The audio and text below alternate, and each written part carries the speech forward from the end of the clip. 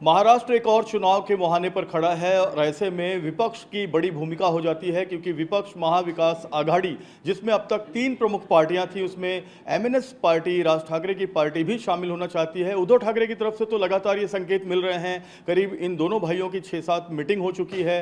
दिवाली की भी इनकी एक बहुत बड़ी मीटिंग होने वाली है शिवाजी पार्क में। लेकिन कांग्रेस क्या सोच रही है, अब भी कांग्रेस के मन में क्या है, ये जानना बहुत जरूरी है। हर्षवर्धन सकपाल हमारे साथ प्रदेश अध्यक्ष हैं। सर, आप बताएं कि आपका मन क्या कहता है, क्या राज ठाकरे के आने से ये जो ठाकरे ब्रांड है उसको मराठी युवा वोट जोड़ेंगे जिससे कांग्रेस को फायदा होगा? नहीं, पहले तो मैं ये स्पष्ट करना चाहूँगा कि कांग्रेस जो है वो इंडिया अलायंस के साथ है और इंडिया अलायंस का साथ है इसका मतलब हम हर जगह उसका जो सारा फैसला हम करेंगे ये भी नहीं। तो स्थानीय निकाय में किस प्रकार से स्थिति है उसको लेके हमारा जो लोकल बॉडी जो हमारी है, जो हमारा डिस्ट्रिक्ट यूनिट है वो उसको लेके फैसले करेगा।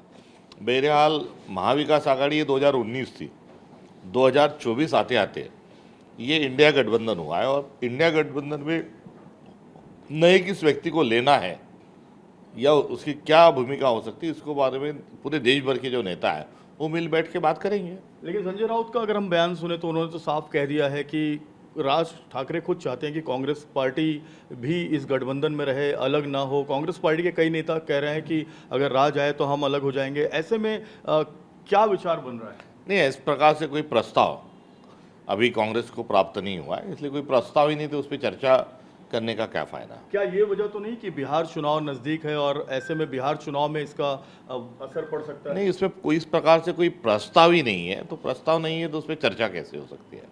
सर, आप बताएं कि ये जो संग्राम जगताप का बयान है कि दिवाली का त्यौहार है तो हिंदू घरों से ही, हिंदू दुकानों से ही अपना सामान खरीदे, इसके बड़े रिफॉर्केशंस देखे जा रहे हैं। मुमरा में उनका विरोध हो रहा है तो अहिल्यानगर में जो दुकानें हैं उस पर हिंदू धर्म के प्रतीक लगाए जा रहे हैं, इस पर क्या कहेंगे आप? पहले तो ये उनका जो बयान है, इस बयान को वो पहले उनका जो सहयोगी दल है भारतीय जनता पक्ष, उनको ये सुना है, क्योंकि ये जब बयान दे ही रहे थे तभी जो अफगानिस्तान के जो फॉरेन मिनिस्टर वो भारत आए थे और जो तालिबानी सरकार जो चला रहे हैं उसके साथ बैठ के ये निगोशिएशन करते हुए आपसी व्यवहार वृद्धिंगत करने की बात कर रहे थे।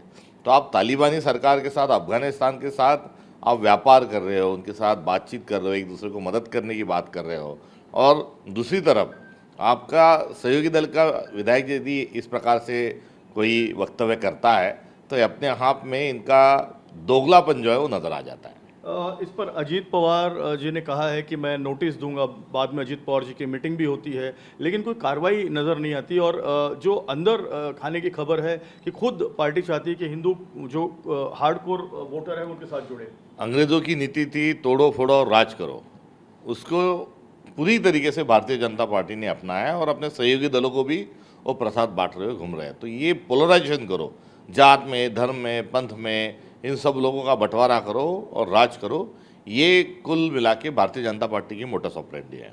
सर, एक आखिरी सवाल ये है कि गणेश नाइक जो वन मंत्री हैं उनका एक वीडियो सामने आया जब घोड़बंदर में बहुत ट्रैफिक था तो वो ट्रैफिक तोड़कर, यातायात के नियमों को तोड़कर जो है वो निकल रहे हैं और उसको काफ़ी ट्रोल भी किया जा रहा है कि अगर एक मंत्री इस तरह से यातायात के नियमों को तोड़ेगा तो आम जनता और अलग रह रही है और मंत्री के पास अलग पद है। तो इस पर कुछ प्रतिक्रिया करेंगे आप? ट्रोल करने वालों की ही गलती है।